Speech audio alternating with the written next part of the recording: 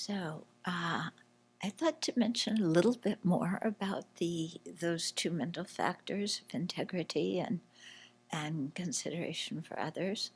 I hope people have been thinking about them a little bit since 2 days ago, uh, because I had suggested that everybody just take some time and look and see things that you regretted in your own life, and then ask yourself, was my integrity missing at that time? Was my consideration for others missing at that time? And that's what, that may not have been the main affliction that pushed us to do the action. That main affliction might have been jealousy or arrogance or attachment or anger. But because those two were missing, then we gave ourselves permission to go ahead with the action, you know. So it often happens that maybe we have a little bit of those mental factors in our mind. Uh, and let's say, you're really mad at somebody or you're really attached to something and you want to get it. And so you have that very strong affliction in your mind. And then in the back of your mind, there's the thought of, I shouldn't be doing this. And the affliction is saying, but I want to do this. It's going to bring me happiness. And in the back, there's, be careful. And, in the front, there's, well, just shut up. I want to do this. I don't get the chance to get my way or to tell this person off or to get what I want, very often, and nobody's going to know, and it's okay. And we make up all sorts of reasons and excuse why our bad behavior is okay. Okay? Anybody have that happen to them? Yeah, this is, standard routine for sentient beings, okay? So then the question comes, we've talked a lot about, okay, how do you subdue the main defilements that are going to cause the bad behavior, the attachment or jealousy or whatever it is. But the question also comes, how do you increase your integrity and consideration for others? Because those are two of the 11 virtuous mental factors. So they're almost a fifth, they're almost 20% of the virtue. I'm sure there's more than 11 virtuous mental factors, but of the ones they point out in Low Rig, so they're prominent there. So how do we increase them in our mind? Yeah, because we don't really see, we find a lot of instruction on how what is the antidote to attachment, what's the antidote to anger, but does anybody, where do we get instructions on what's the antidote to lack of integrity or lack of consideration for others, which are listed in the auxiliary defilements? They're two of the 20 auxiliary ones. So, how do we counteract those two and develop the two virtuous ones?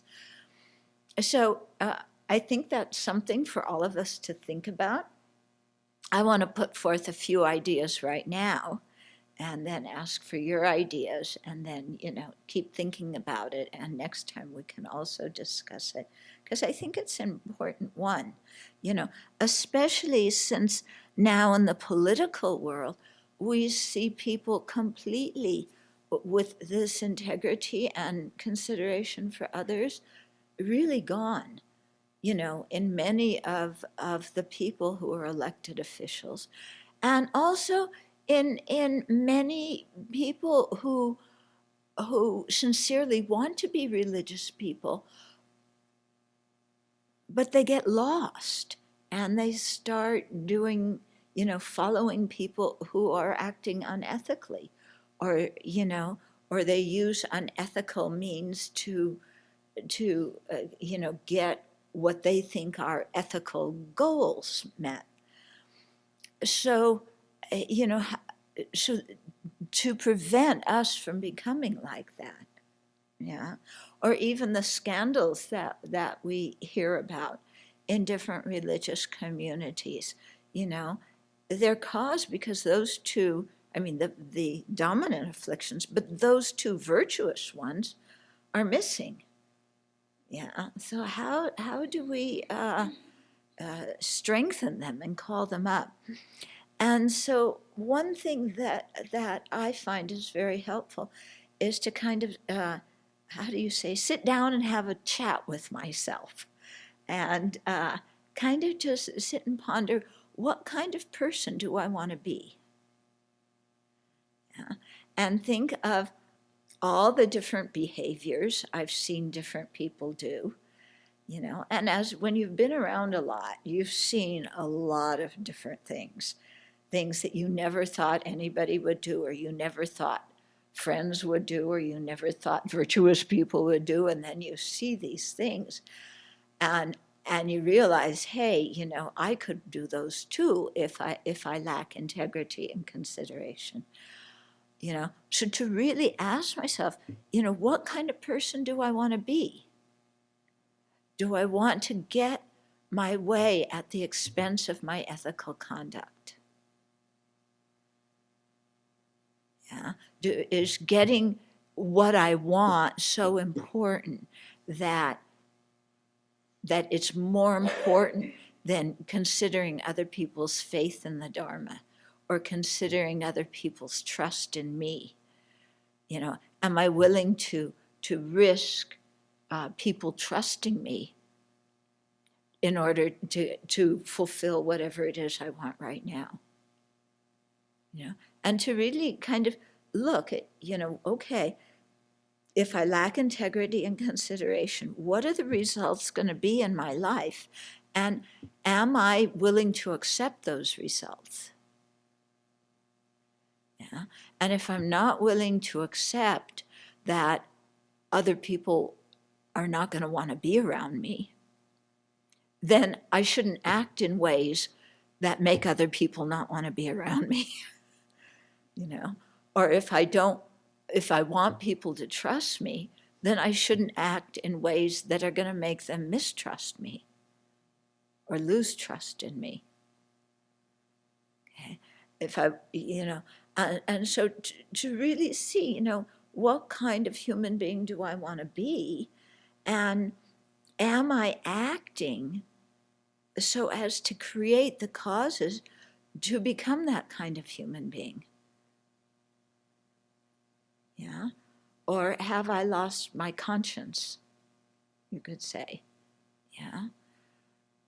Because I think those two mental factors are what we often call conscience, you know. And then also, not just the consideration, you know, of others, how is it going to affect their faith in the Dharma? How are they going to, you know, respect me? Are they going to trust me?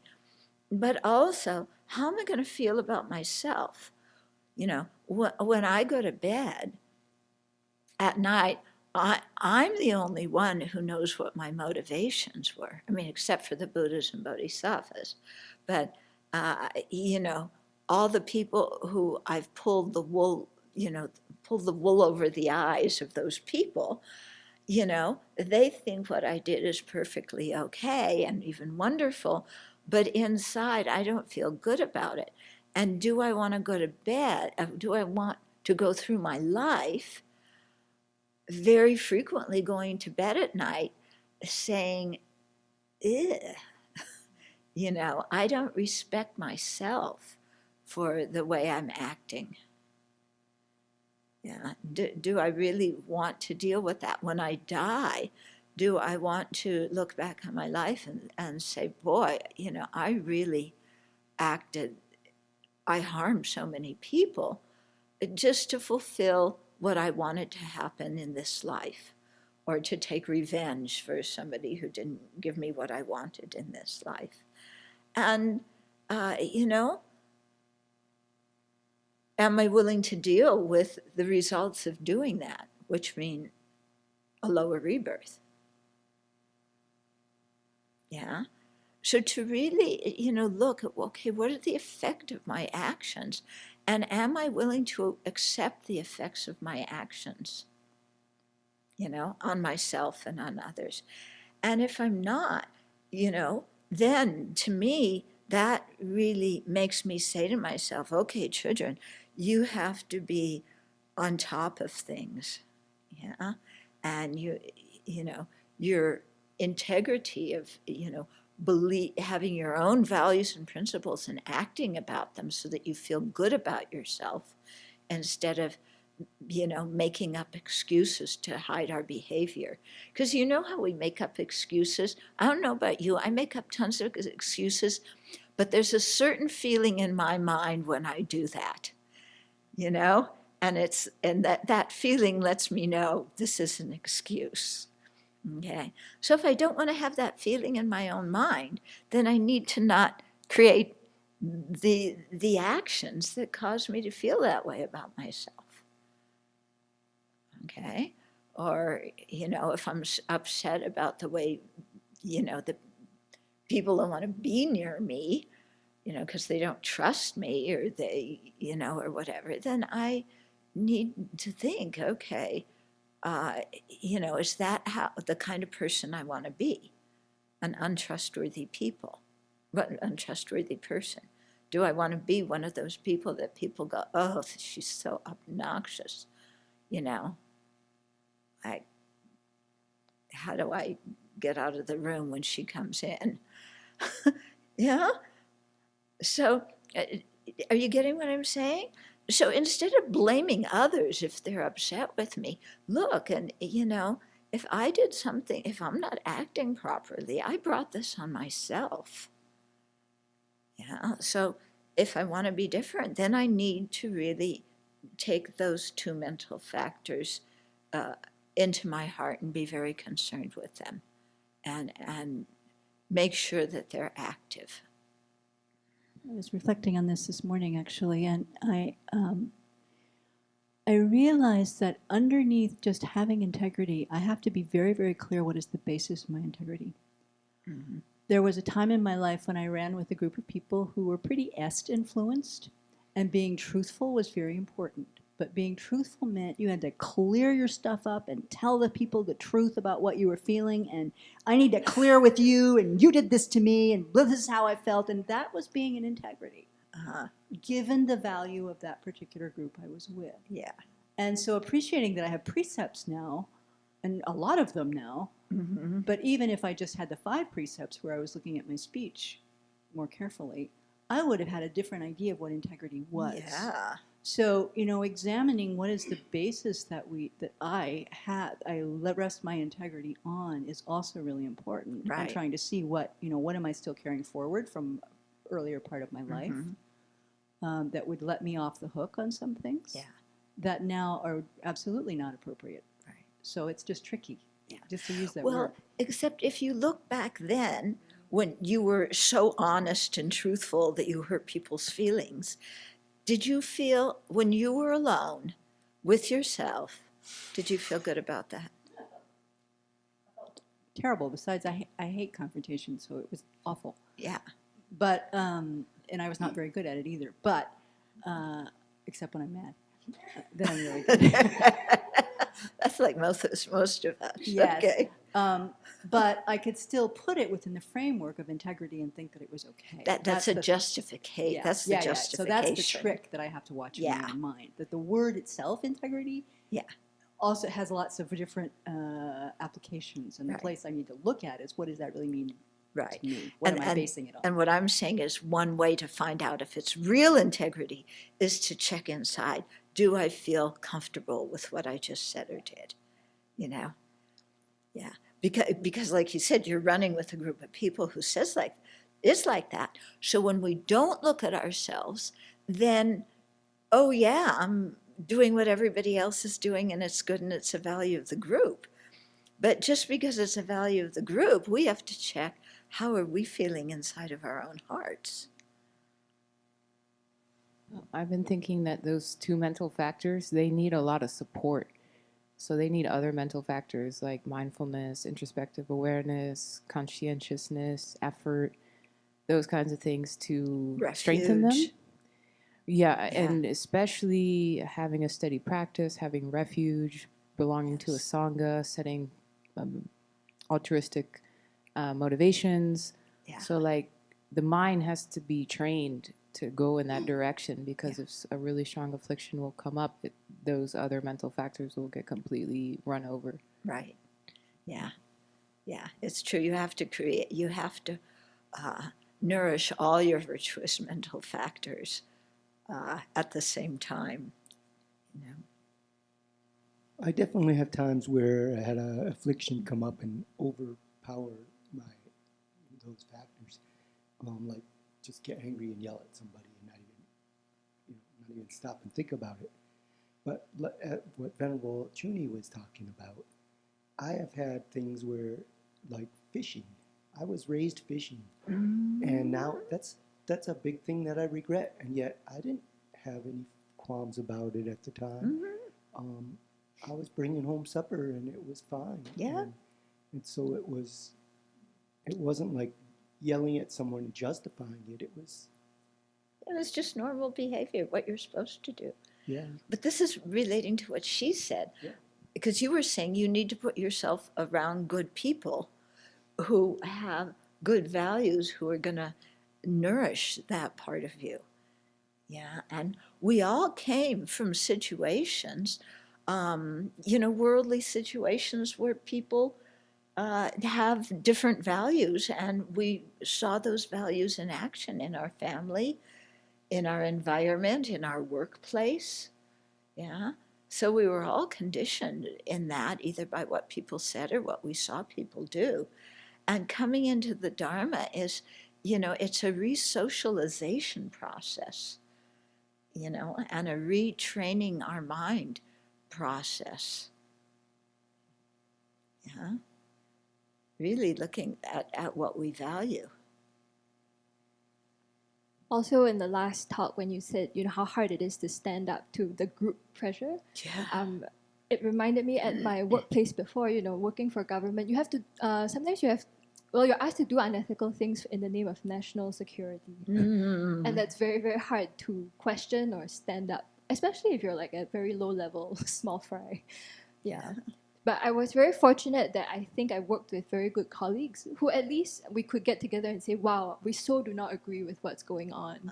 Or let's find a way to work around this. Or yeah. But in the what helped a lot from the Dharma side was the matrix you taught us, is this for the long-term benefit or short-term benefit?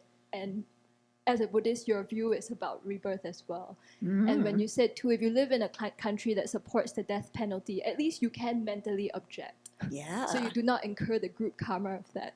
So there were a lot of instances where I had to do things that I didn't believe in, but at least I could say my piece and mentally be like, I'm totally not buying into this. And when I can quit, I will quit. Yeah. Yeah. Many people tell me that, they're pressured to lie. Kind of like Michael Cohen said in his testimony. He wasn't always told directly, you lie. But the message was, this is what you say. And it was a lie. And so often, we're in situations where that's the whole message we get of how we're supposed to behave.